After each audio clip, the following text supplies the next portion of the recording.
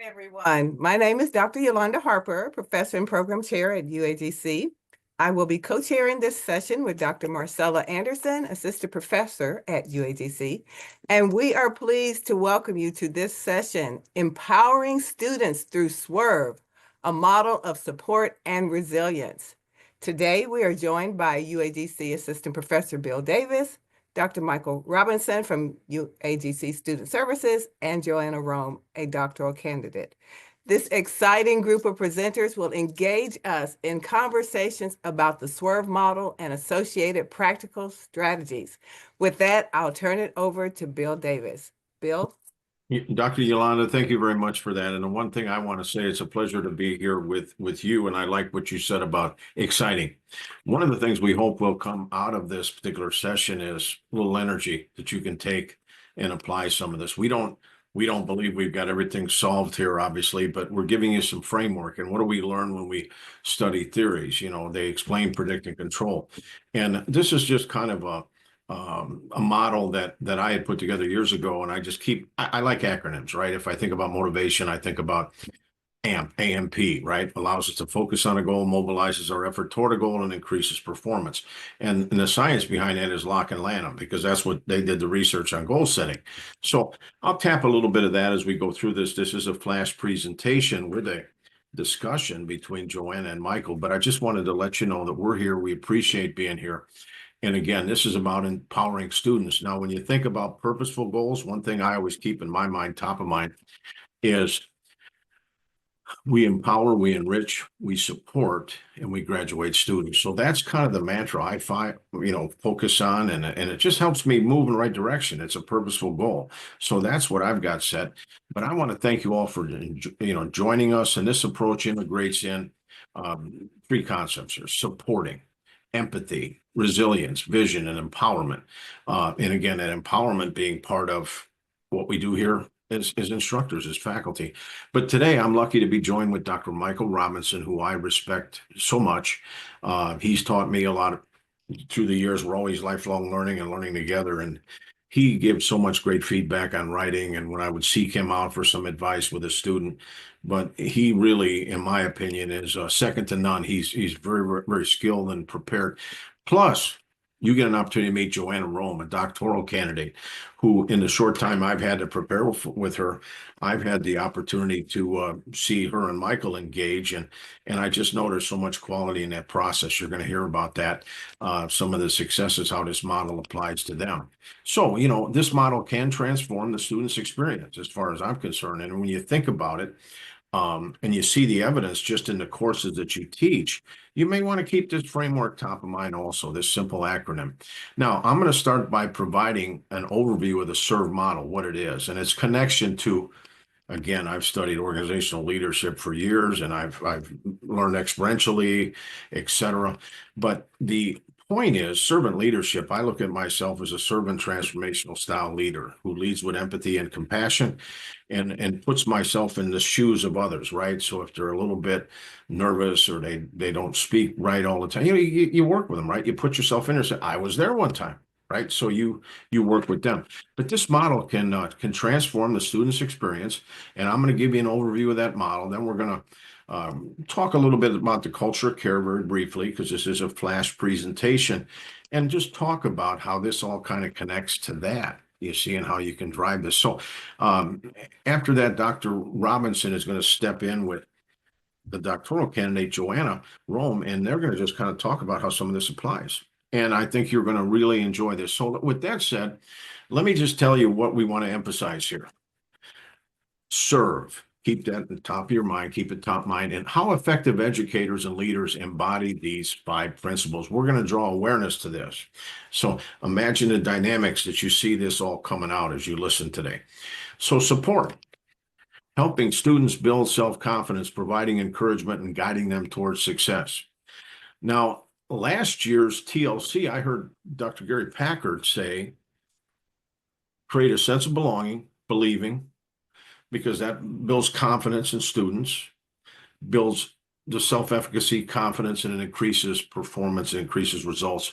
But people stand a little bit taller, they're a little more motivated when you think like that, when you realize they need that support. Help them Be confident. Give them that encouragement. I always would tell students to center themselves around people with shared like-minded views and values. They'll lift and encourage you, and you'll lift and encourage them. But encouragement is such a vital part in life because we obviously want to hang around encouraging people, right? Not discouraging people. But make your circles right. And again, empathy and compassion, understanding students' challenges, understanding the adult learner. I had to balance roles to do this, work roles, PepsiCo, all the different things I was doing. But I kept things in focus. And my instructors, my faculty members, when I was going through the accelerated programs, they understood where I was at when I would talk about it. They said, boy, you do have a full plate, or this is busy for you, but you're doing a good job. They give me some encouragement, tell me what's right. We kept moving forward. But we want, all this fosters a sense of trust, right? And building meaningful relationships. Now, there's science behind this, mattering theory, Schlossberg's study, that when students feel they matter and they belong, they do better. They're more safe. They tend to speak out. They tend to seek us out. They got more confidence. Resilience, though, bouncing back, teaching students to navigate obstacles, adapting to change, and persisting in the face of setbacks. Sometimes life happens, Murphy's Law. We didn't intend the car not to start, and I missed class and didn't turn that paper in or whatever it is. But whatever that scenario is, come back. You still got a full 24 hours. You can still replan, reset, but you're moving forward. The mind can be a barrier or bridge to a brighter future. And remember positive psychology, right? I believe in it. A growth mindset, not a fixed one. So, for example, using that example with the car didn't start. Oh God, I'm done. This means this won't work. And all of a sudden you don't go talk to your instructor or someone else to find a solution. Now, visualize your success. I was fortunate to study and get the cassette program back in the day. I'm dating myself, but Dr. Dennis Waitley, Psychology and Motivation. I picked this stuff up early about positive self-awareness, positive self-expectancy.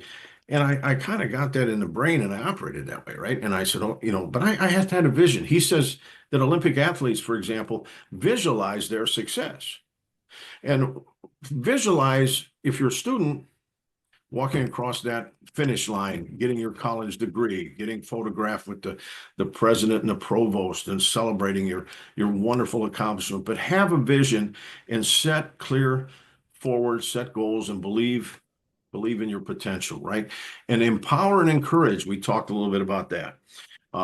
Equipping students with the tools. And again, the word you see popping up, confidence and motivation, right? But take ownership of this.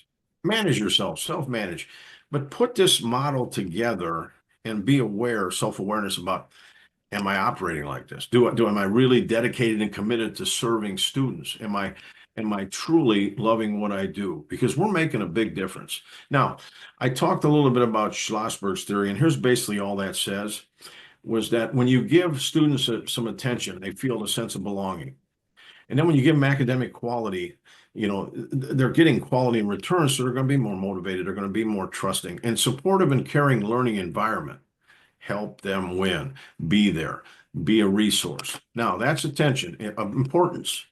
Prioritize the high quality teacher-student relationship.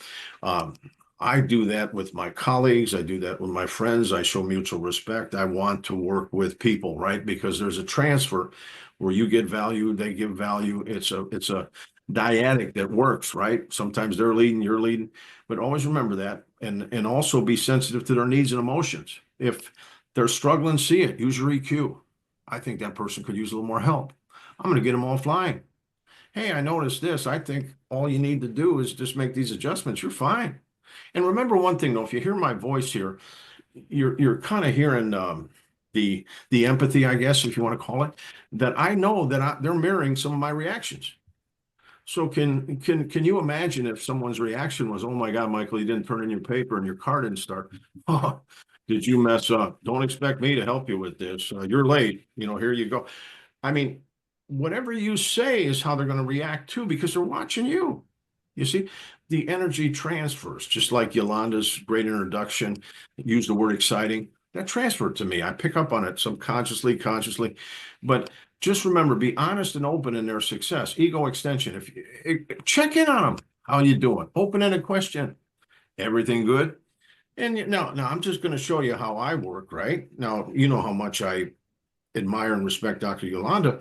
But when I just said that, she was shaking her head. She says she agreed, right? A lot of times with students, if you're checking in with them and they don't want to talk, and I just don't know if I want to bring this up or whatever that is, you can help more, right? So don't rush in, pull it, don't push it. It'll come out. Make a plan to check in, be honest, supportive, connect first, then teach. Make that human connection authentic and genuine. Now, independence, make sure the students feel heard. Your opinion matters. Talk about it. Now, all I want to say to culture of care pillars, the pyramid, student-centered, empower, respect, advocate, communicate, and connect. It communicates the last one. This is so much related, in my opinion, to hierarchy of needs, Maslow. And I always try to create that safe space, that sense of connection, so they know that I care. When I was in the Pepsi business, we would call top to top. I would tell my account executives, when you go to knock on the door, present one or two objectives and make sure that you have a third one, and it's an I care objective. I want you to tell them something that you're going to do for them and their business or whatever, so that they see we are aligned and we're connected. But build a person's self-esteem, help them self-actualize. These are good models I keep top of mind. But in a culture of care, what do? We ignite students towards success. If we see a little doubt, we don't say, oh, you're wrong, wipe that out. We want them to believe that they can do it. When they have a sense of believing, they have more self-efficacy. When they have more self-efficacy, they have more self-confidence.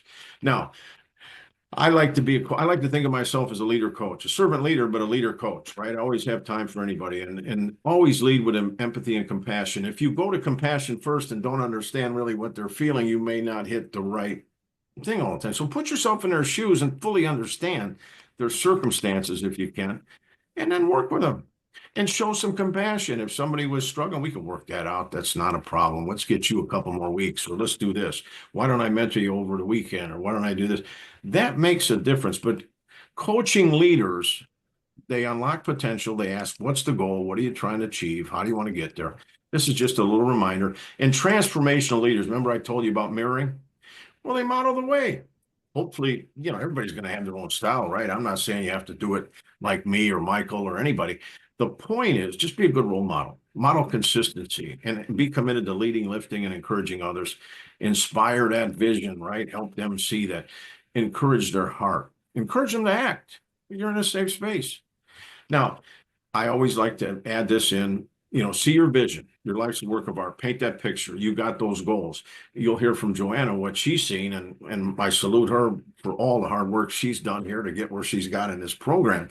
And when I look at this, I said, she's got a vision. She set goals. She's got a process. She's managing this and habits. But remember, dreams and goals do come true. They just take time and hard work.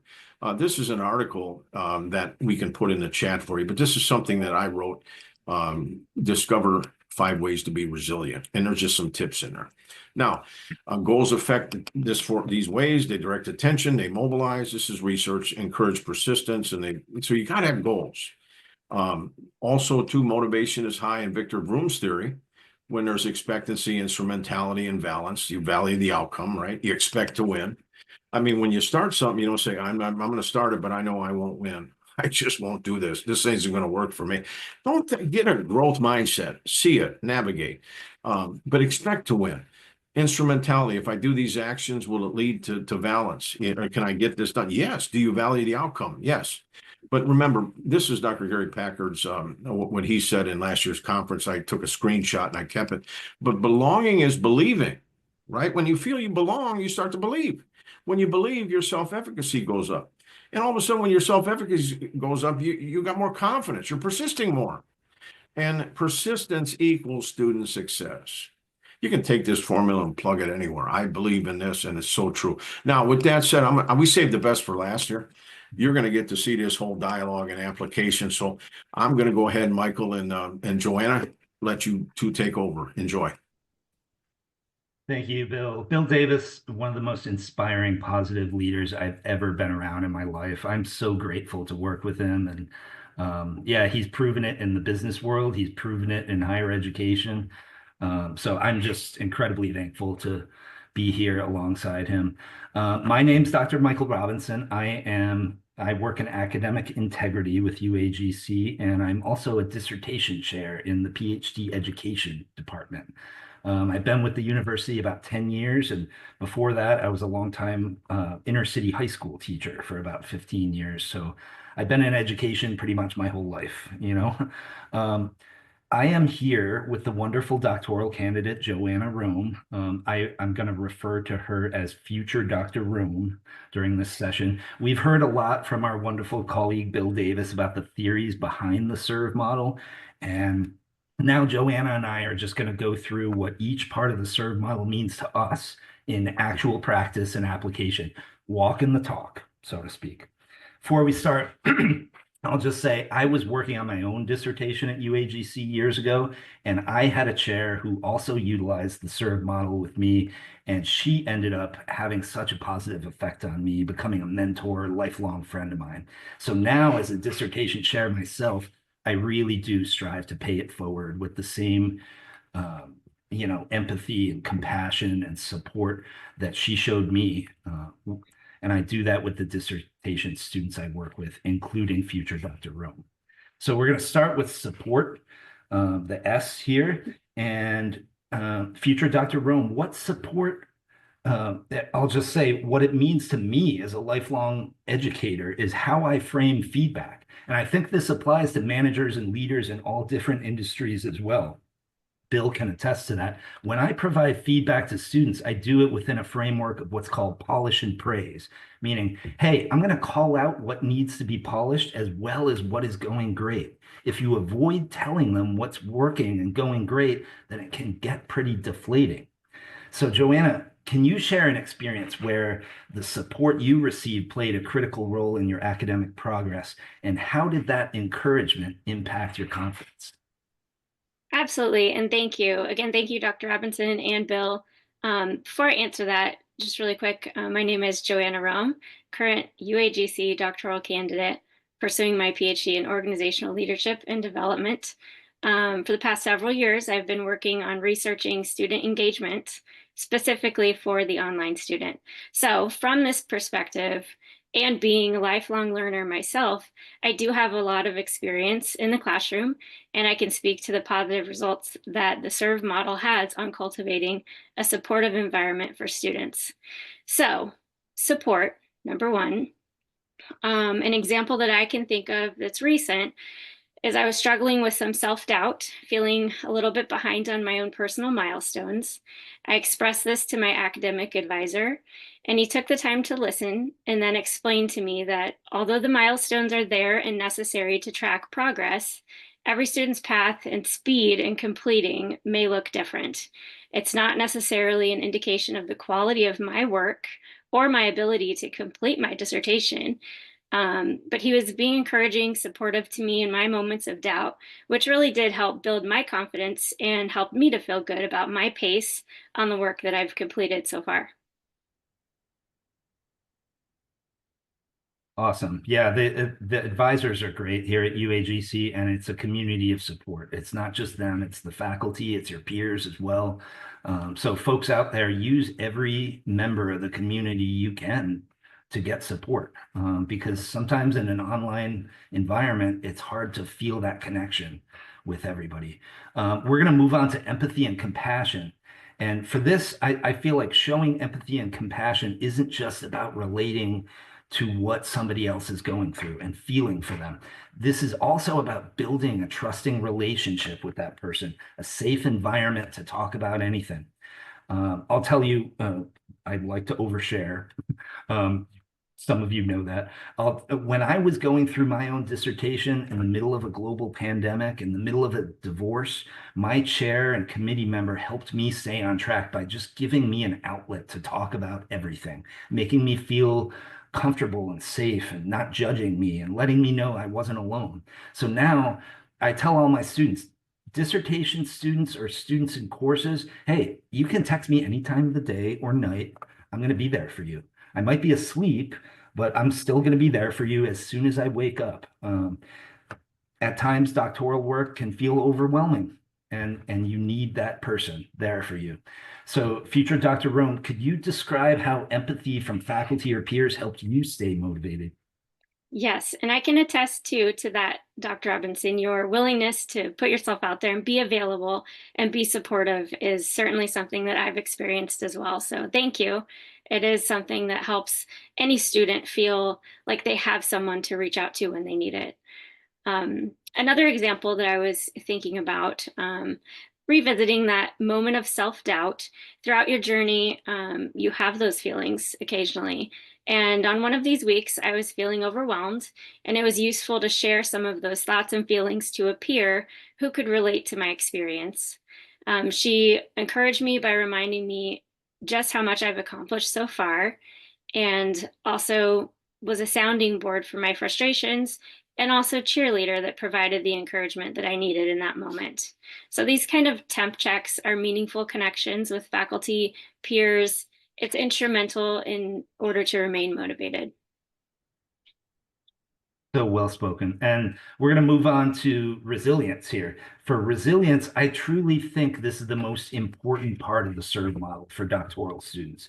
Think about the doctoral journey and how constantly inundated with feedback we are, and what could be considered failure week after week. 152 comments in such and such document, accept track changes hundreds of times, all the while being told, hey, you need to accept feedback from your chair. This is something you need to work on. And it's like, man, how many hundreds of times do I need to accept the feedback?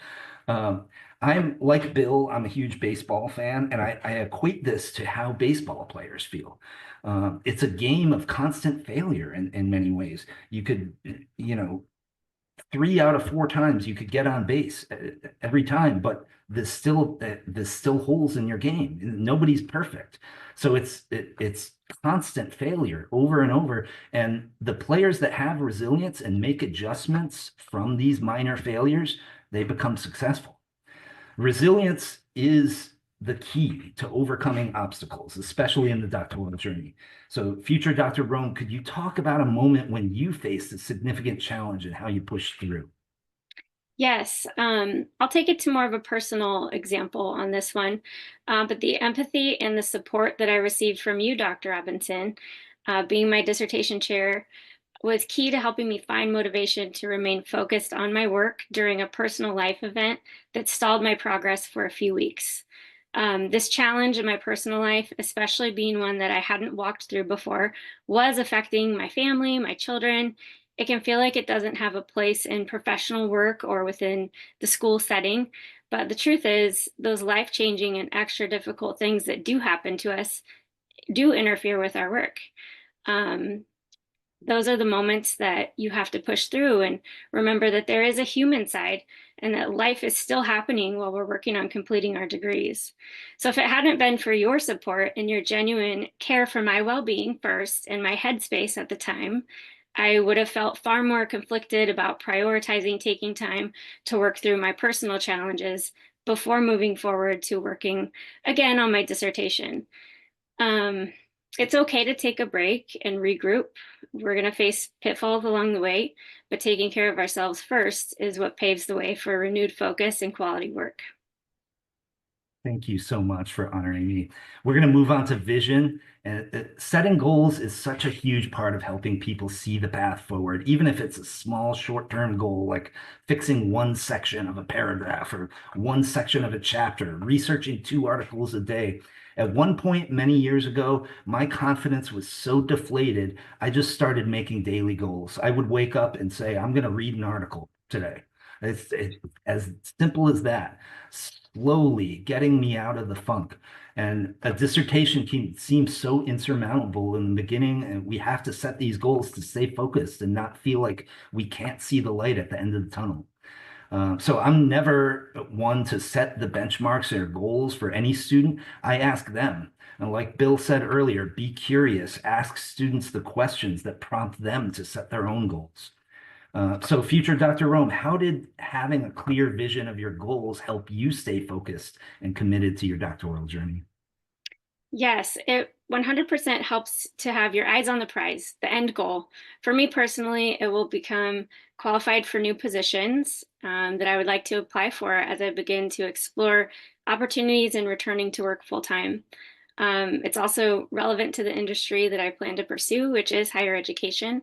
So having those bigger goals, those bigger visions, and like you said, kind of drilling it down to the manageable goals within a 9-week time frame, or a month, or a week, a day, even down to the hour, however you need to do it, setting those goals and then keeping your eye on the prize. Awesome. Yeah, and the last one here, empowerment and encouragement. I do want to leave a couple minutes for questions. I know we talk a lot in this group, but we're going to get through this. This, to me, there's nothing better than that aha moment when something clicks in the student's mind and they realize their idea for their dissertation works.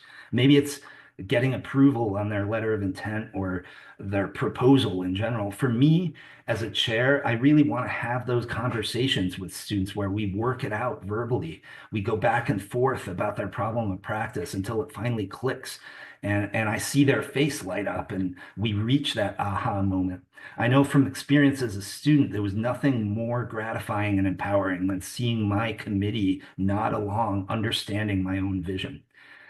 So looking back, future Dr. Rome, what are some ways you felt empowered throughout your academic experience? How did that shape your confidence and success? Yes, I think gaining those approvals and the head nods, and that helps build confidence and credibility in what you're presenting. But more importantly, for me personally, I feel like being in the driver's seat, feeling like I'm the one driving this, because I am, it's my work. And at times that needs to slow down, reroute, even stall. That's okay. As long as it's progress forward. It doesn't have to be the fastest speed. It's not a race, even though I'm not competing with anyone else, including my own expectations. That's something that I've had to embrace, but I do feel empowered in embracing the reality and leaning into the support and the care that I receive from peers, faculty, staff here at UAGC, certainly you, Dr. Robinson, and addition to my friends and family outside of my studies. I think that that's the most encouraging piece of this whole experience. Thank you so much. Okay. Michael, I'll take it from here because we're headed for the finish line. And both of you did a wonderful job, just super job. I'm just going to say one thing, give Joanna and Michael a chance to give a final thought too. But I just want to say that a college education, it's so much more than just earning a degree. It's a transformative journey. It's about building skills, developing critical thinking, expanding your worldview. And it's about learning to adapt, to solve problems, again, think critically, and to lead, right? Lead yourself, lead others. So just think about some of these pieces in the SERVE model. If you want to adopt a couple of them or the whole model and make it more aware to you, go ahead and do that because it fosters support, empathy, resilience, vision, and empowerment. It kind of boxes it together, bundles it together so that you've got another tool in your arsenal to really excel and thrive. So with that said, let me turn it over to Michael. Final thoughts, you and Joanna. Yeah, for me, it's, whether you're a dissertation student or a graduate student, an graduate student, even a high school student, having a person or mentor that's supportive, showing empathy, allowing you to be resilient, allowing you to set your goals and empowering you, that's the best way to bring that person along and feel good about their own success. Joanna, how about you? Final thoughts. Yes, I completely agree. And I do also think that the SERVE model certainly can apply to areas outside of education as well. Just working with people and having strong connections and relationships goes further than anyone would ever imagine. And it's why people stay in certain positions at certain employers. And, people make the difference, and how they treat others certainly is what's memorable. Well, thank you very much. And I'm going to turn it back over to Marcella and Yolanda, and they can have the final words. Thank you all for being here. And whichever one of you want to take the floor, go ahead. Thank you so much. You guys did an awesome job. So let's, thanks again. And we want to thank you on behalf of the Department of Behavioral Science here at the University of Arizona Global. We thank Michael Robinson, Bill Davis, and Joanna Rome for such a comprehensive presentation.